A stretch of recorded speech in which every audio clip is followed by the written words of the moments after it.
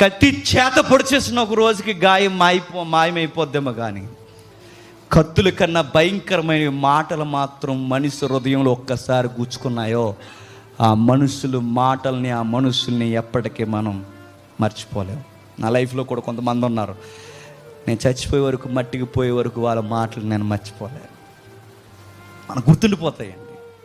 Love చూపించొద్దు అంటలేదు, ప్రేమించొద్దు అంటలేదు, కానీ వారన్న మాటలు మన చెవును పడినప్పుడు మనకు గుర్తుండిపోతాయి.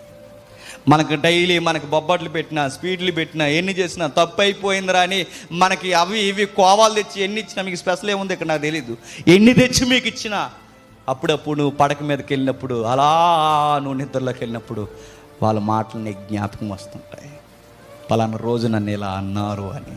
దేవుని పిల్లలం కనుక మనం తిరగేసి ఏమీ అనం, కానీ ఆ మాటలు మాత్రం మనల్ని అప్పుడప్పుడు చెప్పండి కృంగతీస్తాయి.